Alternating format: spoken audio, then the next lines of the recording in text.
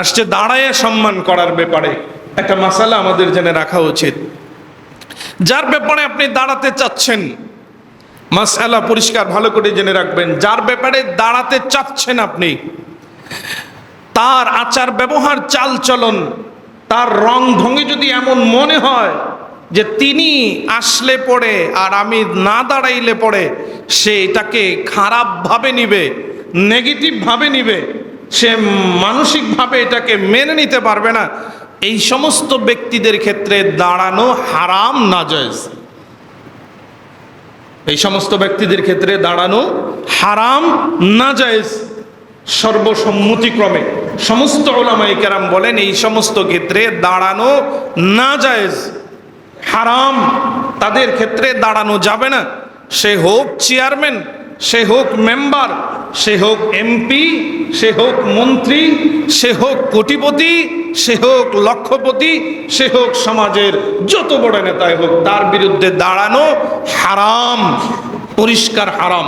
সমস্ত উলামায়ে কেরামের মত দাঁড়ানো যাবে না। তবে হ্যাঁ, দাঁড়ানোর একটা পদ্ধতি, একটা সুরত আছে। যিনি আগন্তুক আসছেন তিনি যদি দাঁড়াইলেও যেমন না দাঁড়াইলেও তেমন, তার মনের ভেতরে কোনো পরিবর্তন পরিলক্ষিত হয় না, তার আচার ব্যবহারে কোনো পরিবর্তন হয় না, বা তার সাথী সঙ্গী যারা আছে এরাও দাঁড়ানো না দাঁড়ানোটাকে কোনো দোষের বা গুণের মনে করে না, তো নিজের থেকে সম্মানে যদি কেউ দাঁড়ায়, কোনো উলামায়ে কেরাম বলেন এই দাঁড়ানোটা জায়েজ আছে, দাঁড়াইতে পারে।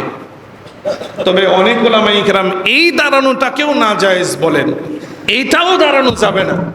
দেখা যায় নেতা আসছে, নেতার সম্মানে যদি না দাঁড়ায়, তো নেতা বলার আগে নেতার যারা সহযোগী সাথী সঙ্গী আছে এরা আপনাকে এমন ভাবে ধুলাই করা শুরু করে, দলেই আপনাকে আর রাখতে চাবে না। এজন্যে আপনাকে খেয়াল রাখতে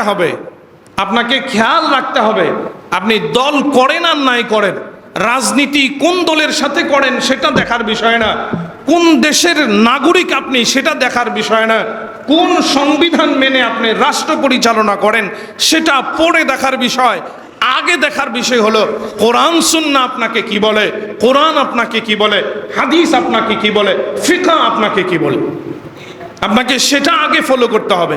এখন যদি নেতার অসন্তুষ্টির জন্য আপনাকে দাঁড়াইতেই হয়, সমাজের মাতবরের অসন্তুষ্টির জন্য আপনাকে দাঁড়াইতেই হয়, আপনি দাঁড়াই যান, তো আপনি কি করলেন? নেতার সন্তুষ্টিকে আপনি প্রাধান্য দিলেন কোরআনের সন্তুষ্টির উপরে, হাদিসের সন্তুষ্টির উপরে, গুয়াকে আপনি কুফরির দিকে আপনি নিজেকে ঠেলে দিলেন। এই জন্য সাবধান, দাঁড়ানোর ক্ষেত্রে এই মাসালাটা ভালো করে খেয়াল করবেন।